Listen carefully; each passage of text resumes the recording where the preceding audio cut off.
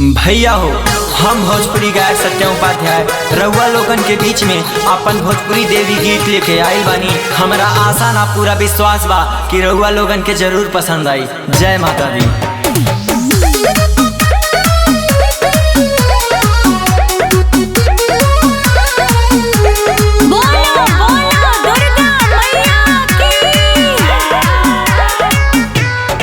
माटी के मूर्ति से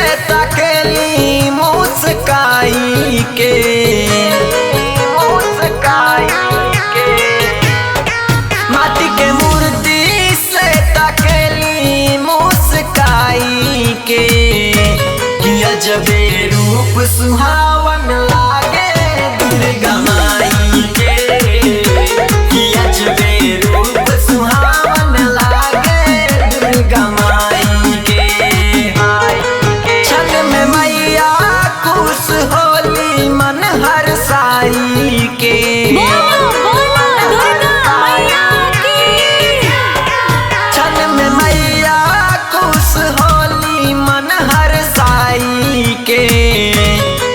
जबे रूप सुहावन लागे दुर्गा माई के, किया जबे रूप सुहावन लागे दुर्गा माई के।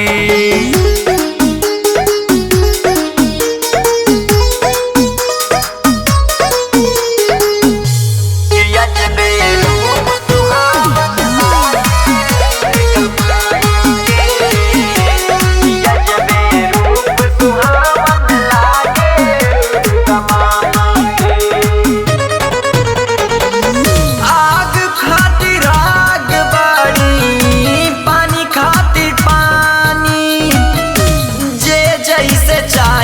वैसे मिले माता रानी, आग खातिर आग बाड़ी पानी खातिर पानी, जे जैसे चाहे वैसे मिले माता रानी।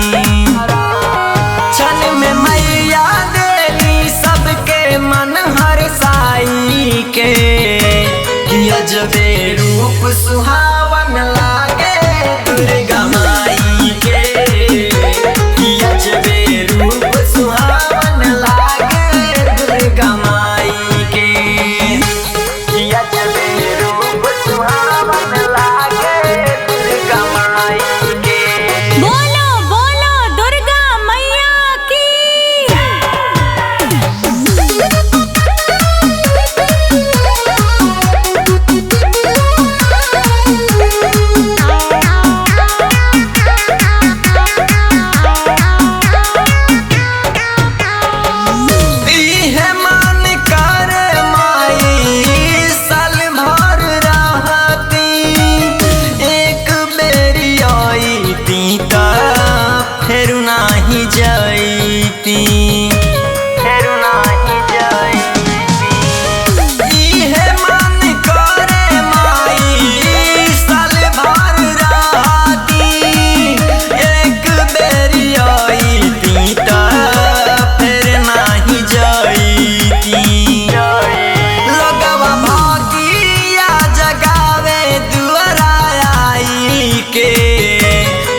जबे रूप सुहावन लागे दुर्गा माई के, किया जबे रूप सुहावन लागे दुर्गा माई के। किया जबे रूप सुहावन लागे दुर्गा माई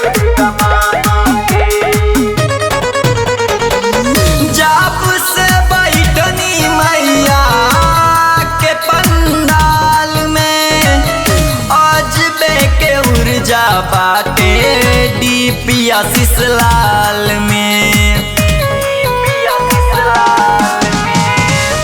जब से बैठनी मैया के पंडाल में, आज बे के ऊर्जा बाटे डीपिया सिसलाल